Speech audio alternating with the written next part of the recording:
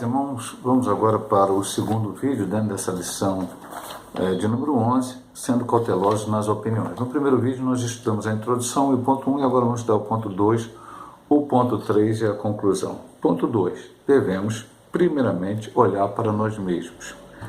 Cuidado com o juízo exagerado sobre os outros é o primeiro subtópico.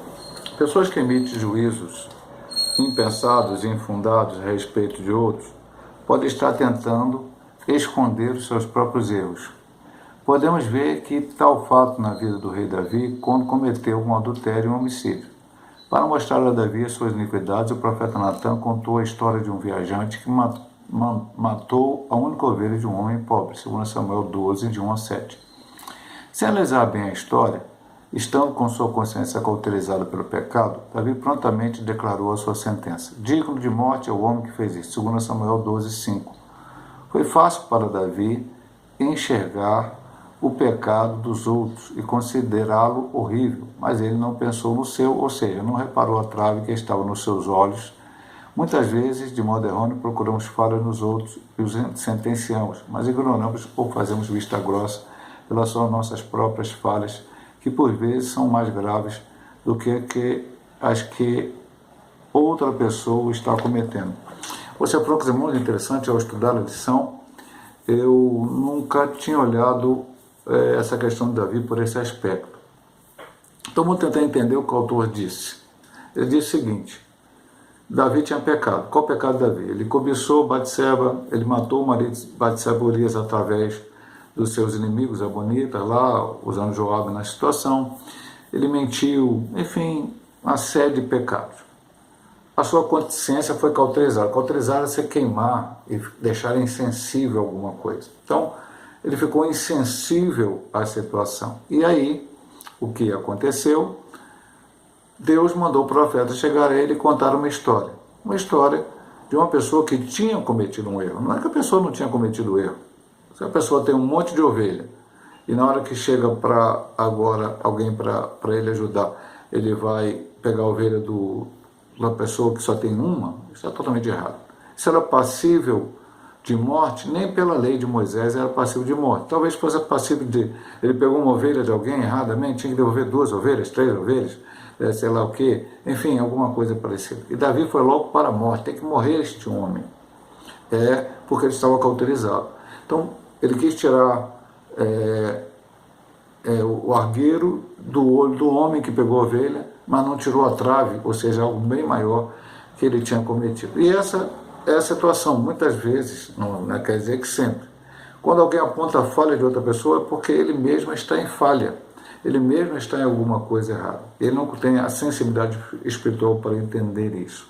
Falando no ponto anterior, Jesus não disse para que você nunca avalie se alguém está errado. Você pode avaliar, você não pode ficar divulgando isso para os outros. Você tem que orar pelo teu irmão e você tem que procurá-lo e tentar fazer com que ele melhore a sua vida. E olhar para nossas próprias falhas e tentar consertá-las primeiro, até para que aquilo que falamos para outras pessoas tenha credibilidade. Há inconsistências dos que possuem espírito de Cristo. Crítica. Aqueles que possuem o espírito mórbido da crítica irão incorrer em graves consequências. É o que Jesus ensina em Mateus 7,2. Para os críticos que não conseguem ver as manchas corrosivas em sua vida, Jesus disse: aquele que entre vós não está sem pecado, seja o primeiro que atire pedra contra ela. Os escribas e fariseus eram peritos em julgar os outros, eram autoconfiantes e justos aos seus próprios olhos. Por isso, foram duramente repreendidos pelo Senhor Jesus. Somente o Espírito Santo pode transformar o nosso homem interior, afastando de nós todo esse desejo de julgamento ou crítica. Precisamos seguir a recomendação de Paulo. Examine-se, pois, o homem a si mesmo. Também um ponto muito interessante. Vamos começar pelos fariseus e escribas. Eles achavam, nós vemos em tudo aqui das lições anteriores, que eles eram certos, que eles eram melhores, que eram superiores em tudo, porque eles diziam ofertavam, enfim, tudo. E aí eles começavam a olhar, a ver os seus próprios erros, e aí começavam a botar os erros dos outros. Então, qual que Jesus diz aqui? Jesus usou essa situação quando quiseram apedrejar a mulher adúltera. Pela lei, a mulher adúltera merecia ser apedrejada? Sim, ela merecia ser apedrejada. por causa da lei de Moisés. Ela cometeu adultério. Mas cadê o homem que cometeu adultério com ela? Esse não trouxeram.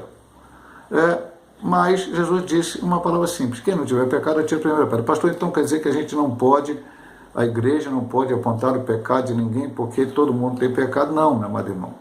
Eu sempre digo na igreja, eu estou pregando aqui a verdade. Então eu posso falar contra o adultério, posso falar contra a mentira, posso falar, porque é a Bíblia que está falando. Pastor, amanhã se o Senhor cometer um desses erros, aí o problema é meu com Deus, não de quem ouviu a palavra. Não anulará o que eu falei. Se eu falei o certo, se eu ensinei a palavra, você que ouviu a palavra tem que colocar em prática, porque você não tem que seguir a mim, pastor Hélio, ou qualquer outro pastor, ou qualquer outro líder. Você tem que seguir a Jesus. E Jesus não pecou, Jesus não adulterou, não mentiu, não roubou, não fez nada dessas coisas.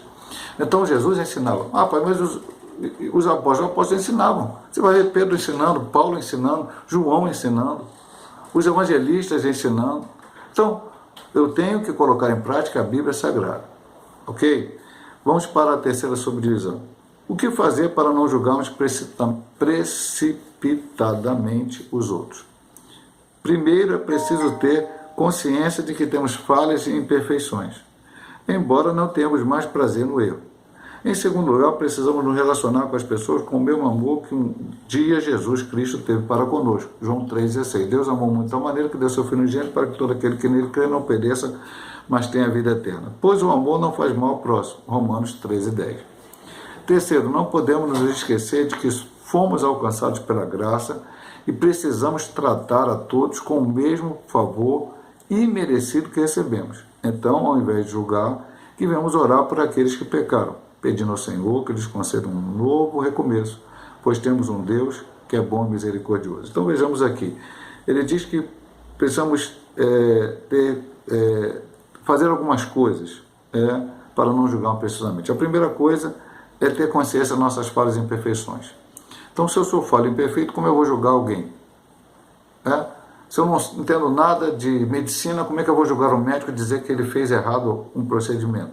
A não ser que eu tenha uma avaliação de outra, do manual de medicina, e vai assim por diante, de ética. Então, se eu não entendo, ou sou imperfeito naquilo que eu faço, como eu julgarei o outro? Segunda coisa, relacionar como Jesus se relacionou conosco. Deus amou muito de tal maneira. Deus amou, a Bíblia diz que Ele amou-nos primeiro do que nós pudéssemos amar Ele. Então Ele amou, sendo nós ainda pecadores. Então eu preciso também amar o meu próximo, como diz aqui Romanos 13,10, o amor não faz mal ao próximo. E terceiro, não podemos nos esquecer que fomos alcançados pela graça, que é um favor imerecido. Então aquela pessoa que às vezes a gente vai amar, não vai julgar, não vai condenar, ela também merece esse amor, esse favor imerecido, essa graça, que não opera em nós por causa de nós. Tudo que nós estudamos na lição. Pastor, tudo aqui aprendemos aqui, não retribuir com os valores humanos, e outras coisas que aprendemos aqui, sal da terra, luz do mundo, tudo isso é mente, só Deus para nos ajudar a colocar em prática.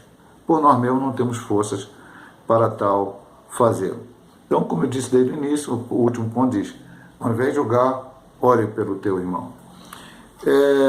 Ponto 3. E se fôssemos julgados pela severidade de Deus? Aí vem uma pergunta, Deus é severo? Vamos ver aqui. O apóstolo Paulo diz que devemos considerar a bondade e a severidade do Senhor. Se você ler Romanos 11:22, você vai ver isso. A bondade de Deus é revelada por intermédio da salvação em Jesus. No que tange a sua severidade, ela é empregada para com aqueles que pecam deliberadamente e não se arrependem de seus pecados. Então eu falo logo na igreja, uma situação. Nós somos arminianistas, vamos colocar dessa maneira, que estamos no livre-arbítrio, não achamos que a pessoa salva para sempre, e temos a ideia que podemos perder a salvação. Mas eu tenho ensinado na igreja uma coisa, você não perde a salvação de manhã porque brigou com a esposa, e de tarde você recupera porque se reconciliou com ela, e de noite você brigou de novo, você perde a salvação, ou com o filho, ou com qualquer outro. A salvação será perdida o dia que você morrer, ou o dia que Cristo vier arrebatar a sua igreja e você estiver em pecado não perdoado. Não estou dizendo que brigar com a esposa vai fazer você perder a sua salvação, não. Ou brigar com o filho, não é isso não, meu amado irmão.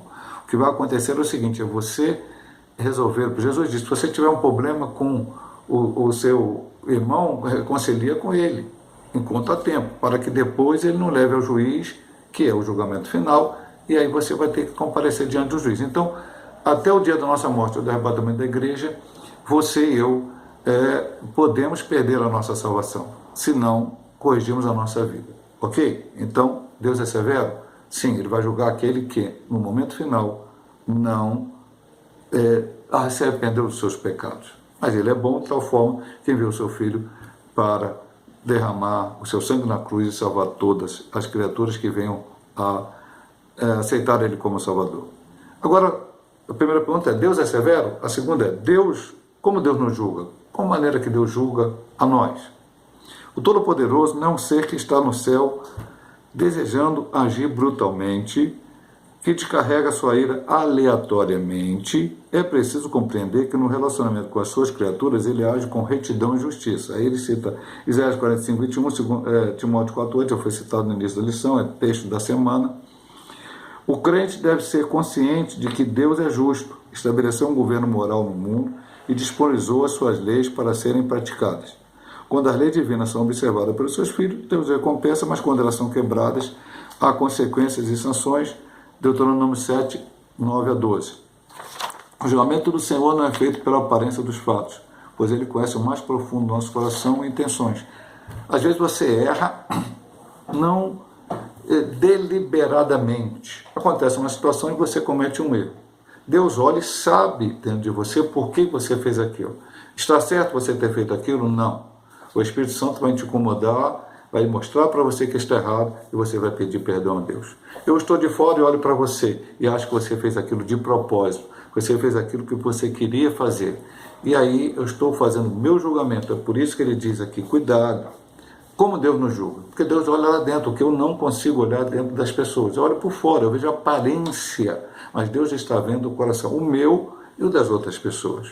Então Deus nos julga de uma forma reta, correta. Tem a lei de Deus, está aqui a palavra de Deus. Está colocada a palavra? O que está escrito na palavra é para fazer. O que não está escrito na palavra não é para fazer. E assim nós vamos viver de acordo com a vontade de Deus. Vamos para a terceira subdivisão e última desta lição, que é o exemplo da justiça de Deus na vida de Davi. Davi era um homem segundo o coração de Deus. Está isso escrito em Atos 13, 22. Porém, ao pecar contra o Senhor e o próximo, ele experimentou a justiça divina. Embora amasse seu servo, o Todo-Poderoso não o isentou da punição. Deus é um Pai amoroso, mas também é justo e não tem por inocente o pecador. Aí ele cita Êxodo 34, 7, que guarda a beneficência em milhares, que perdoa a iniquidade, a transgressão e o pecado, que ao culpado não tem por inocente. A severidade divina é para aqueles que não vivem segundo a sua palavra, que escondem os seus pecados, mas a sua bondade e cuidado alcança aqueles que confessam em Deus os seus pecados, procurando expressar a verdadeira justiça de Cristo. Portanto, considera, pois, a bondade e a severidade de Deus. Romanos 11, 22 já foi citado no ponto anterior. Como Deus age? Qual é o exemplo de Deus? Davi.